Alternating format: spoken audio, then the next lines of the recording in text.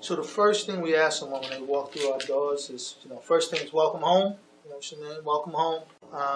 Did you eat? Where are you sleeping? Exodus Transitional Community is a faith-based organization in the heart of New York City that provides support services to formerly incarcerated men and women in order to help them reintegrate into their communities. Julio Medina, the current executive director, created the concept of Exodus during his 12-year prison sentence. It's named after the book of Exodus because, like the Hebrews, formerly incarcerated individuals traverse their own personal wilderness. 2,200 people being released to the 6-block radius from New York State prisons. That's not inclusive yearly. So that's 2,200 yearly being released, and that's not inclusive of those being released from Rikers Island. So if you add that number, and we can easily be at 4,000 people in the 6-block radius being released to this community. My goal is by day 2, day 3, they want to be here.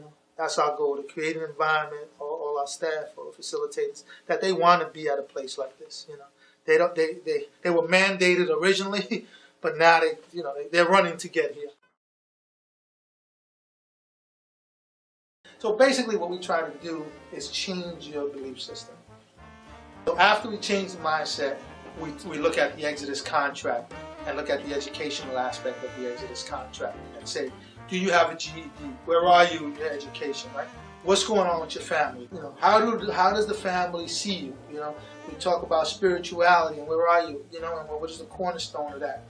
We talk about community involvement. So the community remembered you as this tough person, right? Whoever you were when you were.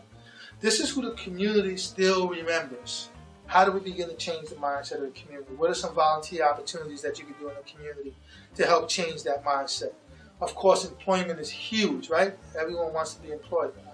I need a job and I need it, quickly. And the final thing, of course, is health and the physical fitness. Are you using drugs? You plan to use drugs? What are some healthy things you're going to do to make sure you don't use drugs?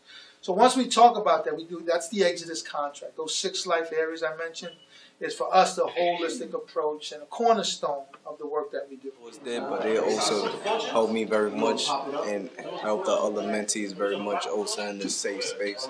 And that's all I gotta say. Everybody here is friendly and love it. I love coming here. Because I didn't really want to be around people, but as I grew in here, I started learning to adapt to a lot of stuff and being friendly with a lot of people, communicating a lot and everything. Stuff that I wasn't doing when I first came.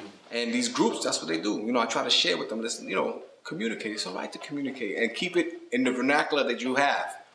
Express yourself there, and then you add on to it. That's what I always tell them. And this is what Exodus does. It's a culture. It's very important to have coming home from incarceration and having that support. That means a lot. Why? Because they're stumbling blocks.